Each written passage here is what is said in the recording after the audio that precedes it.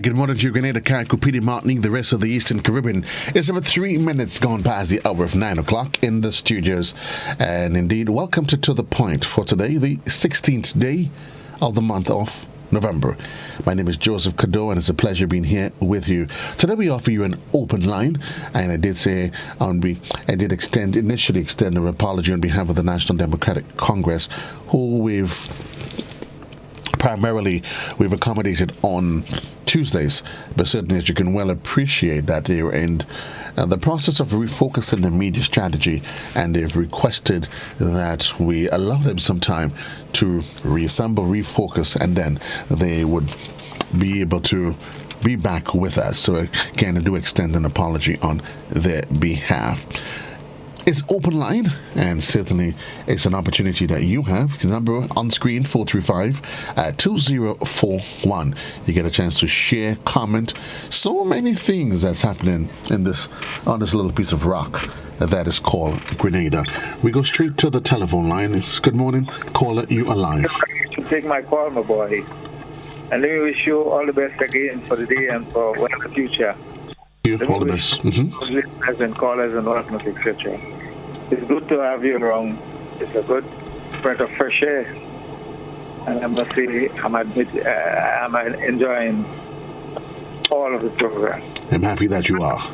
I'm not really here to criticize anyone in particular, but just, some observations, all right? And yes, indeed, it is very good. It's a breath of fresh air. Something as I had in mind, but anyway, give us that call as a chance. Thank you very much. Have a good day. Thank you. All the best to you, sir. Classic and GBN television in the morning time. We say good morning to those of you just joining us via social media platforms. That's YouTube or Facebook, or you're probably chiming in via the World Wide Web at www.gbn.gd.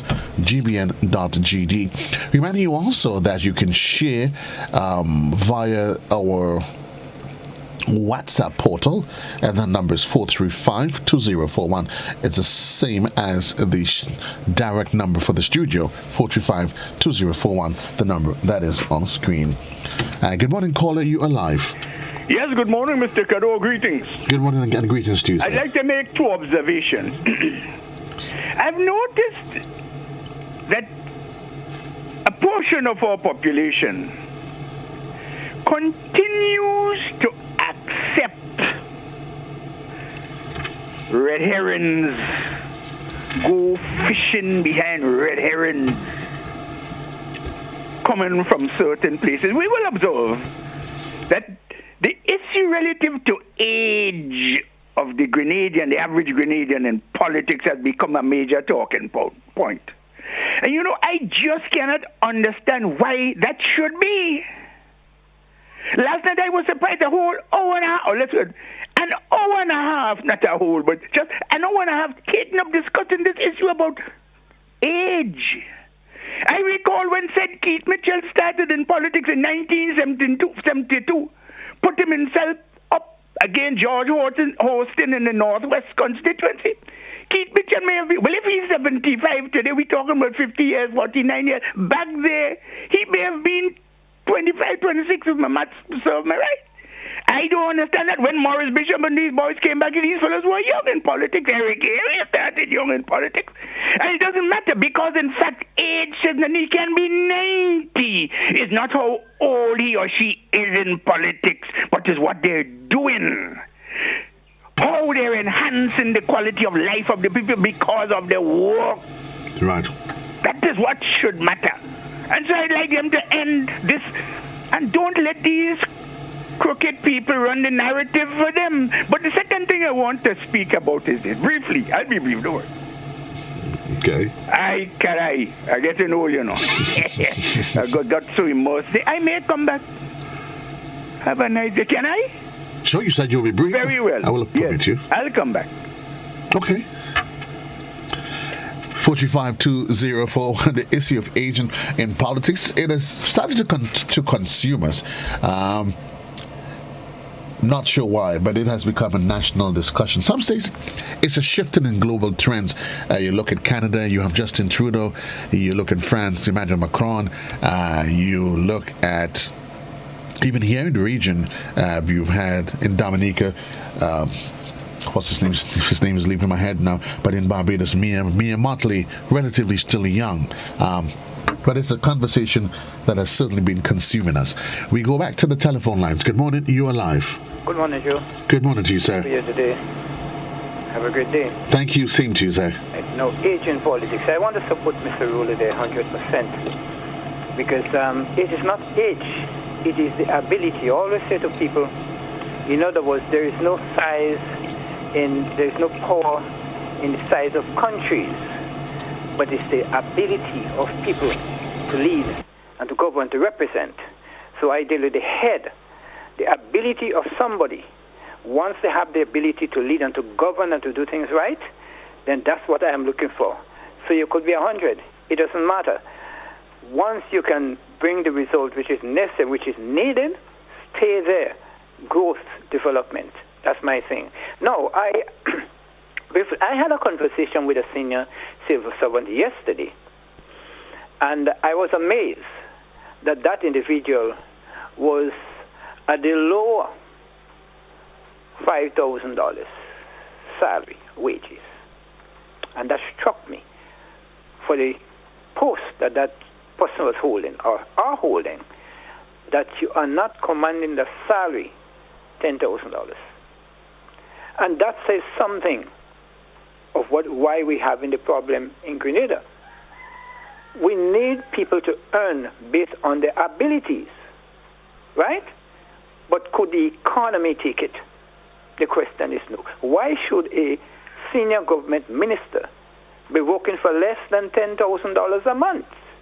He should be working for over $100,000 a month. Could he get this? No. Should he get this? Yes. How? The economy has to do this. And so we are not expanding the economy to provide good salaries for people. And that's the reason why we are plagued with low productivity and whatever else goes with it. Now, how do we cater for the young people? Are we going to continue giving them $700, $800, $900, $1,000 for degrees? What do they do with that? How do they earn? You want them to marry? Would they take that to marry? Could they take that to the bank? I'm sending a message to the people who are governing us. We cannot continue to run a country by the way of what you call loans and high prices. We have to deal with the economy. The economy has to do it all. Well, lastly, I want to ask the authorities. Now we have what you call the new hotel that we're building there, and the university town. I want to ask the planners that when they're having this large project, tourism project and other projects, let us take another area satellite to that. So I'm going for a beach. That should be, the component of a beach should be part of that development. So we take a beach, we take Carby, we take Crochet, we take Latant, and that is developed simultaneously. So that when we complete this project, we'll have a place for the people that we bring in here to go because they're tired with the tongue. And at the same time, bring life and living to the people in the rural area. You can't bring a person into town from Sutter's at $45 and $50 a day to work. And by the time he reaches back home in the evening, he doesn't have a dollar in his pocket. So he's working for a good salary, yes, but he's spending back the same salary before he gets back to home. So he will not be able to develop. We have to stop this. We have to be visionaries and place the young people in a position where when we live here, they will be able to carry on. They cannot carry on with what is being done to them now at this point. Okay, sir. Thank you, sir. Great. Thank you very much. 435-2041, that's the number on the inside. Good morning to the folks that's chiming in via social media. Kipling Francis, Rupert Blanche, Peter Mitchell, and the rest of the gang that is there. And the conversation is interesting regarding the age of or political specimen individuals. Let's go back to the telephone line, though. Classic, good morning, you're alive. Hello, good morning. Good morning, sir. And how are you, sir? I am wonderful, thank you. Thank God for that. Amen. Something I want to find out, and I would like you to find out that for me, please. Now, when Mr. Dr. Kit Mitchell, Honorable Kit Mitchell, took away the leadership from Mr. Hubert Blaze, because he said Mr. Blaze was too old, and we take a lady and make her a golden lady. What was the age at that time when he take away the leadership from Hubert Blaze in the absence of him? I would like somebody to tell me what was Kit Mitchell age at that time, please. Thank you. Thank you very much. It's interesting that this conversation becomes an ongoing one, and it's interesting where the conversation is actually going. Is it the politicians that's arguing about the age, or is it the layman on the street that's arguing about the age, or is it that we have chosen now to make this for our own spectacle, an issue between two individuals at different points on the timeline? Quite an interesting conversation. Classic, good morning, you're live. Hi, good morning. Good morning to you. How are you? I'm wonderful, thank you. I want to speak a little on the cost of living. Oh, sure. We know things go up all over because Andy Williams come and he explained that the freight go up when they had to pay that, and to that point they had to double it and pay. And it has gone up. It has increased astronomically. It has really quadrupled. Yes. Mm-hmm. Everybody in a business to make a profit. I wish our government could chip in now. Listen, our government getting money from we light bill, we water bill, we phone bill, all bill we pay with 15% on the shelf, everything. Oh gosh, you're collecting. If you're collecting 6% and the put, give us a little breather, take 3% now. So I'm sure if you drop it to 3%, that the people in the supermarket go drop down the little goods a little too. So it could give us a little break for the year. Let me breathe. Because you think it's easy, Joe, to pay $16 for 1 pound of saltfish. This is the poor people. You could ease up for the flour, the sugar, the rice, the milk, the little thing every day that the poor one using. Just think about it and drop down a little something on the pot now, and things will be easy, But you want everything all about and nothing to give back to the poor and vulnerable? Your small business struggling now because you have to pay more on the shelf and you can't raise your price because people will vex with you. Right. They vex with the grocery shop. They go in and they cash in and they pay, but since they come by you, if you put on 25 cents, it's problem. Joe, last week I bought a case of turkey wings for $147. Yesterday I get a case for $157. Come on. Somebody has to look in and help us. We're crying out. I'm agreeing. The situation is, in fact, really, really, really dire. And even prior to Andy, to Mr. Williams and his comments, you speak with businessmen, and they're telling you, listen, freight that was at one cost at one point in time, it has now literally quadrupled. And it is, what can they do? Is either they decide they do not want the products, then they lose, or they have to decide, do I raise the cost? Then it affects the consumer. If they continue, the question is how long, then it affects their bottom line, and eventually it sacrifices the business. A dilemma, no doubt. Classic, good morning, you're live. Good morning, sir. How are you? I'm wonderful, thank you. Yes. Going back to what the lady just spoke about, even sir, if they bring it down on the port, the supermarket don't bring it back down. I know them. They will never bring it back down. It will remain there or it go up. They doesn't bring back down nothing. Nothing go back. When they had before the revolution in Gary days, when they had the strike in 1970 to 1973, everything went up, it never go back down. That's what killed us also. Right. Number two, Mr. Joseph, I went one place to look for a job one time, and in a certain hotel. And when I went there, I had to speak to the manager and the assistant manager because my job was a managing post. You know what the manager and the assistant manager told me? He said, as a Grenadian, I find you asking for too much money. So when I put my card on the table and I turn and tell him, I say, look, if you bring a foreigner to do the job, you have to give him a car. You have to give him food. You still have to give him a house and other things. You know what they told me? Go outside and we go discuss and we call you back. Before I reach outside, they call me back and they give me the work. Because they see I wasn't stupid. Right. Another thing again, when they're talking about the guy is too young, he have nothing, he's too young. These days, young people that is there and they're very computer, they know about computer, everything in computer. When Obama goes there as the president, you know they had to make a special phone for him because all the rest of president couldn't handle those things. But when Obama goes there, they had to make a special phone for him because he was what he was doing, you understand? He knows about everything. So it's nothing, it's what you could do. You know, that's the problem, is what you could do. So don't say the guy is too young. You're surprised to know what this guy could do. You understand? It's for the country. It's a young generation. Maybe he mightn't have to get a second person to do the work for him because he could do everything for himself. So that's some money they could be saving also there. Like maybe, I'm not saying the Prime Minister can do it, maybe the Prime Minister has to get somebody else to do it, but he might be able to do it for himself, so that's a $5,000, $4,000 he might be saving there. You understand? Anyway, have a nice day. Thank you. All the best to you, sir. I mean, folks, the issue of the cost of living, it is real. It is real, and anybody that says the issue doesn't exist, you have to be living in a fairy tale world.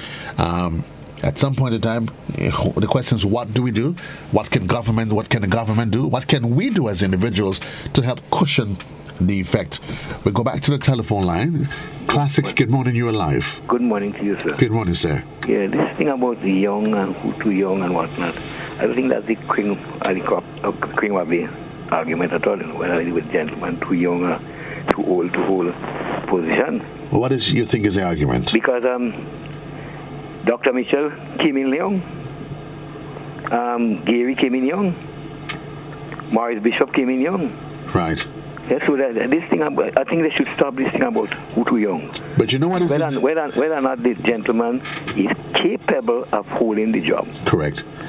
And that is what we have to look at, whether he's capable, whether he's trustworthy, whether you could think of him of doing the job. Correct. And not this thing about young. But you know what is interesting, though? Mm-hmm. That 65% of Grenada's population is under the age of 35. So they're basically contemporaries with the new NDC leader. But I don't think it's that age group that is making the argument, which is quite interesting. Well, I'm sorry for those who are making that argument. The argument is being made by those who are much older and they have seen the transition in politics. And as to why it becomes a conversation, it only shows that very often we measure on the wrong things and we're not literally recognizing the things that we used to, because we always assume that it has to be an older individual. But times have changed, society is changing, and as we've agreed, if he's capable of doing the job, and remember, governance is not about an individual. It's about a team. Let us be fair that Dr. Mitchell, when Dr. Mitchell came on the scene, he was young, and Dr. Mitchell had grown to whatever he is. Correct. There is nobody in the world could doubt that Dr. Mitchell have grown to what he is. If Dr. Mitchell didn't take over the NMP as political leader, there would have been no NMP now. That would have been a failure, as the NDC have failed on many occasions. Okay. So that is, and it's not a secret to hide. The NDC have not been able to keep leadership together. The handwriting is on the wall. The NDC as a political party have not been able to keep the party together. Dr. Mitchell have grown, and he make mistakes. He do things that I am not pleased with. But he have grown. Nobody could doubt that Dr. Mitchell have not grown in politics in the Caribbean. And that is that. That is a fact. Okay. And it's a fact that the NDC as a political party have not been able to keep our leadership. That is a fact. So having a young person now, if there's glory to have them, let them go ahead. But they have not been able. All the reports have shown that the NDC as a political party have problem with keeping leadership. Well, I mean, that I guess would depend on which side of the political fence you're on. No, But you don't have no political fence. No, I'm just saying, sir. We are saying that it is a fact. The records are there to prove. That have nothing to do with political. But when you say it's a fact, in recent times, yes, but to suggest that from ever historically that has been a challenge, no, well, I wouldn't agree with it. But that again, that is your opinion. It was a challenge. It was a challenge from day one of the NDC. Okay, well, yeah, look at it. If you say so. The NDC ruled Grenada twice already, and they never compete at home, and they always had battling. And that doesn't mean that you are battling the other political parties, but they have not been able to keep their team together. Okay. That is a fact. I understand, sir. Right. No problem. 435-2041, that's the number on the inside. We continue to see the engagement on social media. And I guess it is always interesting that how we determine what is factual and what isn't factual. I always say a lot of things, it all depends on which side of the political fence you're on. And some individuals, if they are of a fixed political persuasion, it is easy for them sometimes just to hold on to their opinions and be blinded by whatever school of thought that they conform to. We go back to the telephone lines. It's 26 minutes gone past the hour. Good morning. Good morning, sir. How are you? I'm wonderful, sir. Thank you. I've got a problem. I need to know why Grenlec every day advertising when they're the only electric company in Grenada. Every day we have them. What, are they teaching us something that we don't know? But what exactly is the problem that you have, sir? That Grenlec, it's every day they got to be on the television advertising. And you have a concern with the message that they communicate? No, with the whole concept of them advertising. Like I say, they're the only company that gives us electric. Yeah, but if it's an issue you have with the Grenlec regarding what they do, I'm assuming it's a conversation you probably need to have with the management of the Grenlec team as to why they do it. Most of Grenlec's information it comes in the form of public service information and such. It doesn't in any way say buy this, buy that. It doesn't promote a specific product. It's public service information, and I think all companies they reserve the right. It's part of their corporate responsibility to do that. But as to anything specific as to why you think they shouldn't, I would not be able to comment on that. What I'm thinking is that have they got to pay for the advertisement? As I said, whether or not it is Grenlec, anybody that offers anything, that airs anything on any medium, they are responsible. They have to pay for it. So whether it's public service announcements, whether it is advertisement directly promoting the service, it doesn't matter. You have to pay for it. Thank you. You're welcome. All the best to you. Right. 435-2041, 27 minutes gone past the hour in the morning time. Good morning, caller. You are live. Good morning, Joseph. Yes, good morning, sir. How are you this morning? I'm wonderful as always, thank you. All right, sir. Now, one of the things I would like to see that could happen or would happen in the upcoming election, right? People coming from abroad to come and vote, I think they should be in the country for 3 to 6 months before they can come and vote. I think that is a problem that we have, and we must try to get rid of that problem. But people just coming in and just come and vote, spend a day and go back where they come from. Thank you. Thank you very much, sir. And that would be an issue for the Constitution to speak directly to as to exactly what is permitted and what isn't permitted. 435-2041. There's a heated conversation that's taking place on social media, and that's the sort of engagements that I like to see. I just hope at the end of the day, I always beckon that ultimately we just continue to respect each other, notwithstanding our differences of opinion. Classics, good morning, you're alive.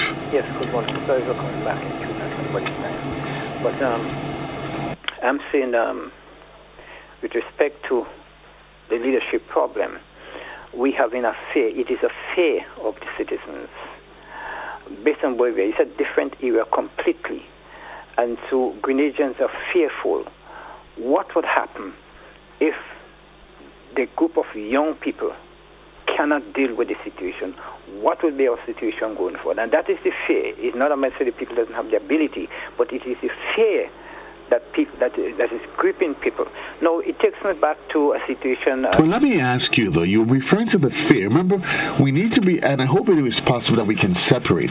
There is the executive of the NDC as a party, and then there are those who come up for the caretakers. And I think there is an excitement in the marketplace because the executive seems a bit youthful.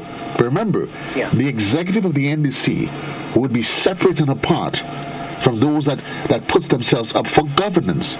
So I think in all fairness to the process, it will be important to see wait and see. And I think people are confused in it. And while I understand the argument, I think there's just a euphoria in the air because it is new. But I know us as Grenadians, after a while, we will settle down and we'll probably take things in stride, though. Yeah, because you see, I'll tell you something. We are part and parcel of that. We are part and parcel of creating the fear because you see, we don't unite. We drag each other down. And so that there have to be anxiety on that level too. That is complicating the matter. But let me take you back to a situation more than 30 years ago when I sat with one of the finance ministers, Mr. Boson, and we were discussing. I made the point that so we go into when I sat with this country is one of the finance ministers, and if we get down to that V, it's going to be difficult to climb back up because we know what a V is going to be. It's going to be too slippery slope on either side, and it has to do with the bank. And he says, well, you know, the bank has a policy as a private institution. I say no, because you see the bank is being governed by the ECCB and our laws. So what you have to do is to create another clause in the law to prevent the bank from foreclosing on people without just cause. And I said we have to fast track Grenadians to financial fortune, because if you fail to do that, cost is going to overwhelm us. Now, if he's thinking, he should go back to that in his memory. I painted that picture that Grenada would be in that situation, it's a serious economic situation, rising costs. It's going to cost us out of expenditure, out of spending. And if that happens, what? We are going to go right down. This country is going to shut down. Who are responsible not building the economic pertinent to preventing that? We have to be visionaries. We have to think long and far. It is not easy to govern with a small country where cost is going to be the order of the day, determine how you survive. Okay. You have to think ahead, and we did not do that over the years, and that we're paying for it now. How do we get out of that? It's difficult. I guess only time will tell. Thank you. All the best to you, sir. 29 minutes on to the hour. We have to take a quick commercial break. We can't. Thank you, Mike. I'm seeing that there's quite an interesting conversation that is taking place via social media. I want to say good morning to the man Oswald Paley-Davo. He's just joined in the conversation, the dialogue that's churning there on social media. We'll take a quick commercial break and we come back. Open line Tuesday right here on To The Point.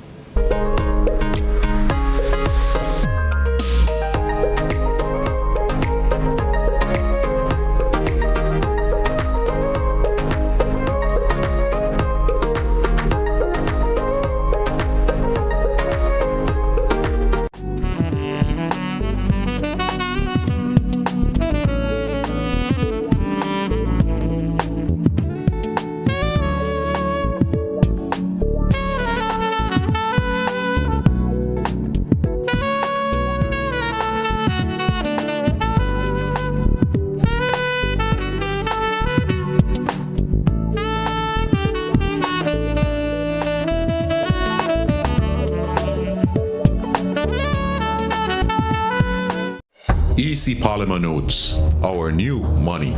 Here's how you can detect genuine EC polymer notes. Feel. Polymer notes feel smoother than the material from which paper notes are made. Also, the front of each note has raised bumps at the top left-hand corner. These bumps form shapes that are familiar to you.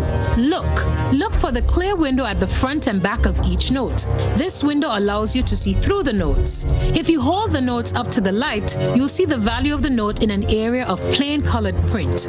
Tilt. A holographic foil is on the $100, $50, and $20. The images move and their colors change when you tilt the notes. Remember, detecting genuine EC polymer notes is as easy as 1, 2, 3. Feel, look, and tilt. EC Polymer Notes. Cleaner, safer, stronger. Looking for that injection of vibes and energy, of course? Well, I've got just that. Hi, my name is Gary Mr. Smooth, and I'm inviting you to join me on the Hot Morning Show on Hot 98.5, 98.7 FM. Weekdays, Monday to Friday, 6 to 10 in the morning. I've got a healthy dose of your favorite and most infectious hits sampled with information, news, laughter, and all the other ingredients that go into making the hottest morning show on the radio. The Morning Heat. And while you're at it, don't forget to hit us up on WhatsApp, 435-7517. We've got topics, we've got discussions, calls, voice notes, and so much more. But I can't tell you everything. You gotta tune in. The Hot Morning Show on Hot FM 98.5, 98.7 with yours truly, Gary Mr. Smooth. Kaboom!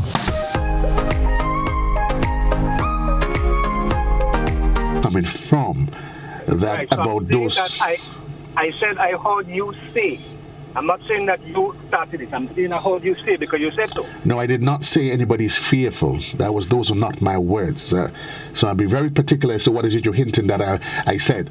I did not indicate that anybody's being fearful. In commenting to what the caller is saying, I'm saying it's interesting to note in which circle that conversation is coming from. Joe, I wouldn't argue that, but I know what I heard. However, the question is, right? Would GBN advertiser work for a reporter without experience? If you go to any job place, or they ask for experience. So I am saying that I could understand the argument on both sides. I am not saying that whoever is not capable, it's not about that. I'm looking at what you said then the argument is, or what people's concerns or fears are. So I'm saying then, to think that, as you said, we have more of a youthful population, which is true, and that is even in terms of the voting population. But remember, whereas all of the other politicians had joined politics very early or at a young age, the fact of the matter is you cannot deny that any job, or you could have the most qualifications. They ask you for 5 years of much experience. That is why, that is one of the contributing factors to unemployment likewise in Grenada. And you find a lot of old people are holding long jobs. And my response to you with that, sir, would be, and as I intimated to a number of callers, and while I understand the concern, and I'm not here to take any sides, I'm saying the reality of it is that governance is not about an individual, but it's about it. And that's why I said to a caller that maybe we should wait to see, instead of the euphoria that is being generated, governance is about a team. I've seen a lot of entities, powerful entities, that has young men at the helm, young leaders at the helm, and they are very powerful companies. So I don't think age is the issue here. While I can understand why it is a concern, again, depending on which side of the fence which side of the political fence that you're on. But I think this is all just political bantering. Right, and to also correct you on something, Joe. There is nothing that says that a member of the executive cannot stand. Because, for example, you do not know if Adrian Thomas is going to run again. He ran before. You do not know if quality. But again, sir, you took my comments with other. I said to the caller that the excitement that we've seen is regarding the executive. Why not wait to see? There's nothing that says the executive is separate from the people, whether or not Adrian Persuader Thomas goes up for appointment for any whatever it is. That's different. The point I was making is there's a youthful executive, but the NDC and its executive, let's assume they win the next election, has nothing to do with the governance of the party. So why not just wait and see? Joe, if you're honest enough, you know that is wishful thinking because it has never happened. Okay, my dear caller, you seem as though you seem to know something that I don't know about, my dear old friend, and I recognize you, my dear voice. So you and I, let us have that conversation. Let's have this conversation off this line because it's not going to go. It's not going to end just like that, comrade. No. Have a great day, though. No problem. 435-2041. Thank you, Mike. I see we have been sharing some of the feedback that is coming via the social media platform. Somebody saying this issue about too young is a diversion from the main issue. He's saying corruption, unemployment, high cost of living. That's what the conversation should be. Another person, John Wellington, asks, how does someone get experience in something if he never starts or begins somewhere to have the experience? And that is quite a legitimate argument, just to say. To me, I think this is just all this political posturing and bantering that is never going to go away. We're going to go back to the telephone lines. Classic, good morning, you're alive. Good morning, Joe. Good morning, sir. With all the talk about the leadership of the NDC, our party, and I make no bones to say that since the inception of the NDC, I've been a supporter. The question I want to ask the dissenters, since Dr. Mitchell took over as leader of the NNP, that is probably about 30 years ago, has anybody been able to challenge him for the leadership? So is the NNP going to disappear when Dr. Mitchell leaves? Have a good day, Joe. Question being asked. It is 21 minutes on to the hour. Actually, it's 18 minutes on to the hour of 10 o'clock. Reminding you, the season comes up at the top of the hour. We'll be heading down inside of Eminent Hardware. Good morning to that wonderful person, Vera Craig, that's logging in from inside of Ontario, Canada. Good morning to you. This person says Grenadians are so brainwashed that they cannot get past Keith Mitchell. The man is smart, capable, and if you think he doesn't have experience, well, he will gain it. Quite an interesting thought there. I thought I had a caller on the line. No, I don't. Let me just make sure that I check my social media platform. WhatsApp, that is, because there's so many different platforms that we can engage in. Let's see what's happening there. There's someone. Let's see, Michael. So, Mike, throw up. Work with me. 435-2041. We're going to go through the comments, and this person says, callers, what fear you talking about? Talk about corruption, mismanagement under the NNP. And it's interesting. This conversation going to come. It does depend on which side of the fence you're on. So he says, I could say that about Dr. Key. The man back is broad. He could take a real licks. He grew up in controversy. He took licks for the plane, the briefcase, his association with fraudsters, Gren Lake Oil and Gas. He took real licks. KMC ran for GNP when he was 25 years. At age 38, he was Minister of Works. And when he was in his 40s, he became the PM. Thank you. A conversation that continues to go on and on in the morning time. We're keeping our eyes on the clock. It is 16 minutes onto the hour of 10 o'clock. Reminding you at the top of the hour, 'tis the season. We're wrapping up in just a bit, Grenada. Good morning, you are live on the program. Good morning, caller, you are live. Hello, good morning. Yes, you are live. Yeah, Joe, how you do? I'm wonderful as always, sir. I just want to, okay, there are some very young leaders in the world, right? Yes. In Andorra, the leader of Andorra Xavier Export Zamora is 40 years old. The leader or the Prime Minister of New Zealand, a woman, I think she's 39. Yes. The Prime Minister of Finland, a woman, she's 35. The leader of North Korea, Kim Jong-un, he is 37. He became the leader at age 27. And the leader, Haiti now, the guy there is 37. In Costa Rica, the Prime Minister is 39. And I'm only saying this to say that we need to give, in anything, we need to give the youth a chance. It's either they make or they break. Like I said, when our Honorable Prime Minister, Dr. Keith Mitchell, entered politics, he was 25, 26. That was in 1972. And he get bad licks from George Hostin. And look, he's back there now.